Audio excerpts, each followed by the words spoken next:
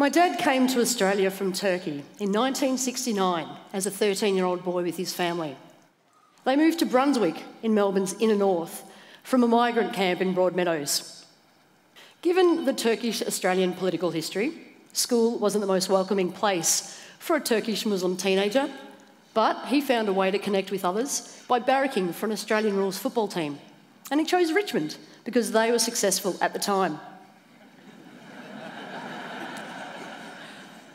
I came along nearly 7 years later, and like most little girls, I just adored my dad. When he got around in a tight Lemon Bonds t-shirt with the Richmond Tigers logo on the front of it, I thought he was the best thing ever. I fell in love with the game because he loved it, and I loved Richmond because he did. Whilst my dad's family are pretty liberal Turks, I was really aware of the gendered nature in which my extended family operated. The women would do all of the cooking, whilst often the men would be fed first, then the children, and the women would eat last. And then after all of that, the women would do all of the dishes, whilst the men would do things outside like work on cars and mow lawns, and I thought that was a whole lot more exciting than cooking and cleaning for everyone else. As a 5-year-old girl, I was pretty good at moving my arms and legs, and I could play football really well. But it was around this time that I realised that my time and place in history meant that I would never get to play the game professionally simply because I was female. It was when I started school that I discovered it wasn't just my house that was gendered, it was the whole world. Everywhere around me, I could see doors that were closed to me, and the message was that to be female was to be deficient. This diminished my confidence and my sense of self-worth and left me feeling angry and frustrated, but determined to change the world around me by speaking up for girls wherever I could. The Australian national psyche is built on two things: war and sport, both of which have historically excluded women. Our invasion of Turkey is seen as the birth of our nation, whilst our massive investment and commitment to excelling in sport on the world stage is extraordinary. We are one of only 5 countries that's gone to every single Summer Olympic Games. And the question I ask is, if the efforts that we value as a society historically exclude women, where does that position them, and what's the impact on their place in our society? Fast forward to 2007, after I'd been playing the game for a decade, I landed a job as AFL Victoria's female football development manager. My responsibilities when I first started were to run a few clinics and competitions for teenage girls, and I thought, oh, that's pretty cute. But how about we run a national women's competition? I had a platform and I could do something about it. I was really grateful for what those women who'd gone before me had done to give me the opportunities to play the game that I loved. Women like Helen Lambert, who in 1981 helped to establish the Victorian Women's Football League. Or those women from Foy and Gibson Department Store, who in 1915 dared to play an Australian rules football match between retail and factory workers. I was really conscious of the social courage that these women needed to do the very thing that they loved. And without their courage, I wouldn't have had the opportunities to play or hold the role that I held. So, with that in mind, I set out on my journey towards building a national competition, the AFLW. We had many challenges. We had to offset all of the negative arguments against building a national competition. There wouldn't be enough girls and women that would want to play. They'd all be lesbians. The standard of football they play wouldn't be attractive enough to sell to the media or sponsors. And perhaps the biggest challenge of all, convincing senior key decision makers within the AFL that it could or should be done. Next, my state-based female development colleagues and I built mass participation at a grassroots level all around Australia. Football is a male-dominated game, built with masculine frameworks where the scoreboard reigns supreme. We had to become the biggest, fastest, best, strongest if we were going to convince those senior key decision makers to follow us and demonstrate to them the amazing potential, the gold nugget that they were holding in their hands. And of course, we had to produce evidence of the tsunami of girls that we knew were just waiting outside that door for their invitation to be let in.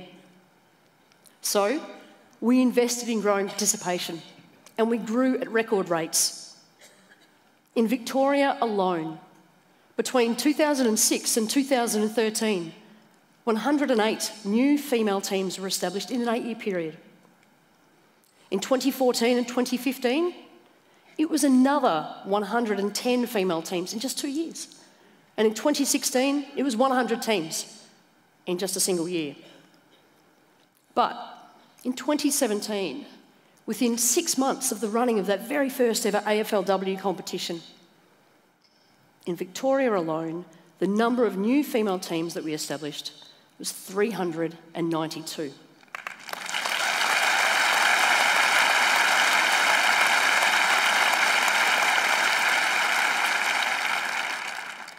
Then we had to build Australia's most comprehensive female high-performance pathway so that we could invest in and prepare the talent for the day that AFLW would arrive.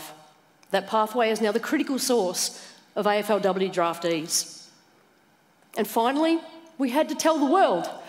If the media wasn't going to come to us, well, we just had to make our own. So we put all of our girls on Twitter and we taught them how to tell our story. And it wasn't long before the media started paying attention and wanted to come to our party. To put the AFL's lack of belief in the power and potential of the women's game into context, when they finally did commit to running that very first ever AFLW competition, they fixtured, 159 years in the making, by the way, they fixtured that very first game between two of the game's most iconic clubs at a venue that held 5,000 people, with no public amenities or shelter, at one of the worst traffic spots in all of Melbourne, on a Friday night in summer. 2 weeks out from the game, and the AFL was convinced to move it to Icon Park in Melbourne's inner north, a venue that holds nearly 25,000 people. Yet catering staff reported being told to cater for 10,000 people only. That night, 24,500 people got into that stadium.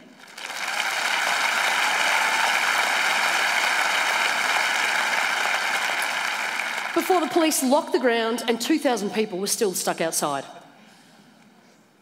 At quarter time, the AFL CEO, Gillan McLachlan, went out and addressed those locked out fans in person and apologised, a terrific act of leadership. The look of disbelief in Gil's eyes at what was transpiring was apparent. And it was in that moment that I believed that the AFL finally got it. Well, they finally understood the power of what they'd been holding in their hands. At quarter time of the first ever women's professional match, 159 years after the game was conceived. Whilst I love the game and I really wanted to see AFLW come to life, it wasn't my motivation for doing the work. What I really wanted to address was gender inequality in Australian society. Open those doors that my 5-year-old little girl felt so diminished by. I thought the best place to do that was from within the most powerful social cultural change agent in the country, the AFL. I knew if we could get the AFL to treat women and girls equally, put them in the same jumpers on the same stages as the boys and men, then perhaps the rest of the country might just do the same. I've made my peace with my time and place in history. I know where I am, what challenges have been overcome for me to be here, and the things that I've been given by those who've gone before that have become my tools to cultivate change and help overcome those challenges that still exist ahead of us. So when I took a moment to stand in the crowd prior to calling that very first ever AFLW match, the lockout, for ABC Radio, there was a moment where I watched this young girl whose face was mesmerised with joy as she watched the 2 teams of women warm up on the ground in front of her. And her father's face was equally joyful, except he wasn't watching the players, he was watching his daughter. And it was in that moment that I realised the power of what we did. We brought inherent joy to the lives of so many people simply by opening one door. That night in Melbourne, it was like there was a collective feeling of, wow, I didn't know I needed that, but now that I've got it, I never want to live my life without it. All we did was open one door and look at the joy that flooded in. Thank you.